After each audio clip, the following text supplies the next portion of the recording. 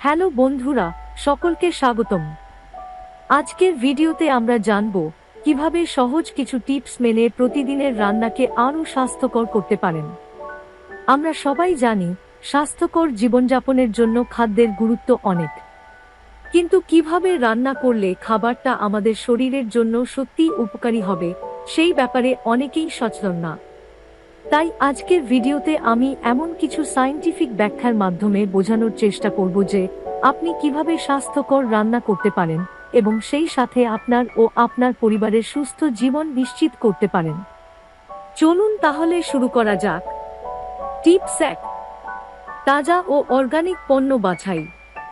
প্রথমেই স্বাস্থ্যকর রান্নার জন্য গুরুত্বপূর্ণ হলো তাজা ও অর্গানিক উপকরণ বাছাই করা। যে কোনো সবজি বা ফলমূল কেনার সময় খেয়াল রাখুন যেন সেগুলো রাসায়নিক মুক্ত হয়। অর্গানিক ফার্মিংয়ে কৃত্রিম কীটনাশক ও রাসায়নিক সার ব্যবহার করা হয় না, যা শরীরের জন্য ক্ষতিকর হতে পারে। বিশেষজ্ঞরা বলেন যে রাসায়নিক মুক্ত খাবার খেলে শরীরের রোগ প্রতিরোধ ক্ষমতা বৃদ্ধি পায়।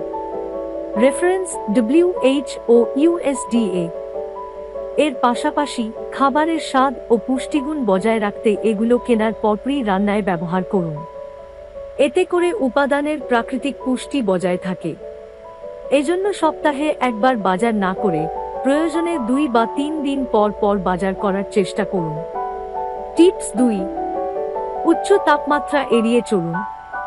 আমরা প্রায়ই তাড়াতাড়ি রান্না করার জন্য অতিরিক্ত তাপ ব্যবহার করি, কিন্তু গবেষণায় দেখা গেছে উচ্চ তাপমাত্রায় রান্না করার ফলে খাবারের মধ্যে থাকা ভিটামিন ও মিনারেল নষ্ট হয়ে যায়। বিশেষ করে সবজির ক্ষেত্রে কম তাপে রান্না করাই ভালো।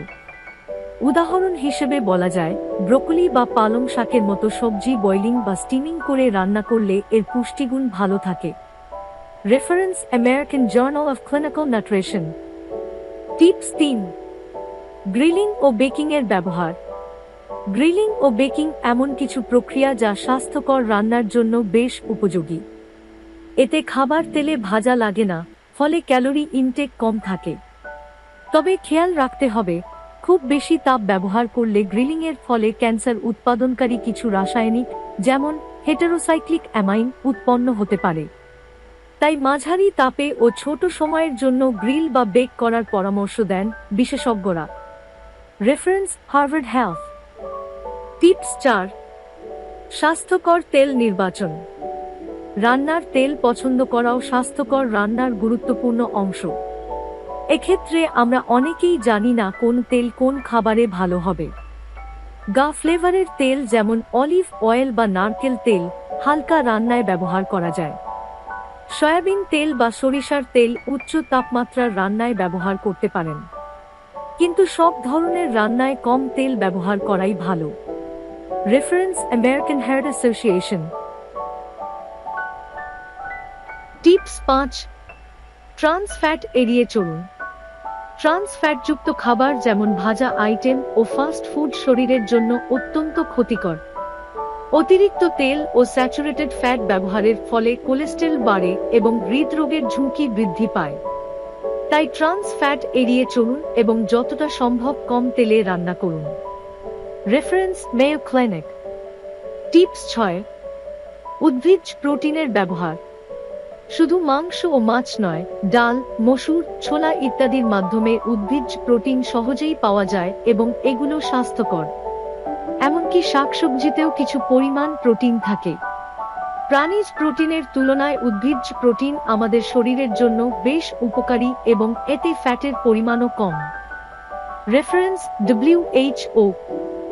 টিপস 7, চর্বিবিহীন মাংস বাছাই করুন।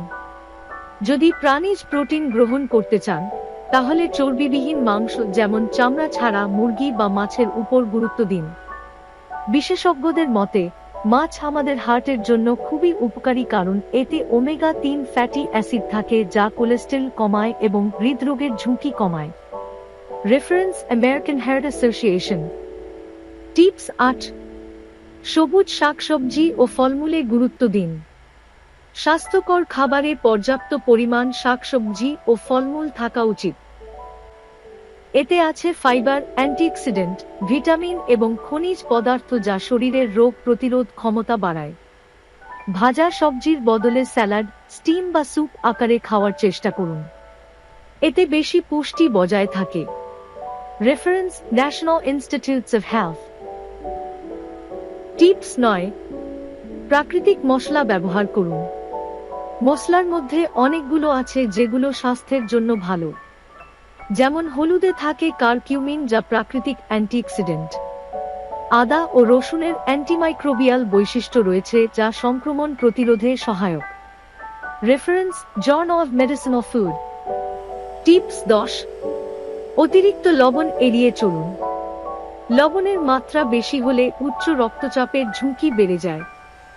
রান্নার সময় কম লবণ ব্যবহার করুন এবং সম্ভব হলে প্রাকৃতিক লবণ, যেমন সামুদ্রিক লবণ, ব্যবহার করুন। Reference: American heart association.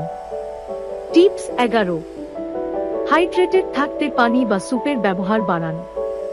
স্বাস্থ্যকর খাবারের পাশাপাশি পর্যাপ্ত পানি খাওয়া অত্যন্ত জরুরি। পানি আমাদের দেহের বিপাক ক্রিয়া সচল রাখে এবং শরীর থেকে টক্সিন বের করে দেয়। স্যুপ তৈরি করাও একটি চমৎকার উপায় যা শরীরকে হাইড্রেট রাখতে সহায়তা করে এবং সহজে হজম হয়। বিশেষজ্ঞরা প্রতিদিন 8 গ্লাস পানি পান করার পরামর্শ দেন। Reference: Mayo clinic. বন্ধুরা, আজকের ভিডিওটি থেকে স্বাস্থ্যকর রান্না নিয়ে কিছু প্রয়োজনীয় টিপস পেয়েছেন বলে আশা করছি।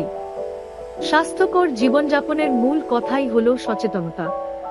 আপনারা যে কোনো প্রশ্ন বা রান্নার আরও টিপস জানতে কমেন্টে জানাতে পারেন, আমি চেষ্টা করব উত্তর দেওয়ার। ভিডিওটি ভালো লাগলে অবশ্যই লাইক, কমেন্ট আর শেয়ার করতে ভুলবেন না। আমাদের চ্যানেলটি সাবস্ক্রাইব করে রাখুন যাতে আরও নতুন ভিডিও আপডেট মিস না করেন। সুস্থ থাকুন, ভালো থাকুন। আবার দেখা হবে পরের ভিডিওতে। ধন্যবাদ।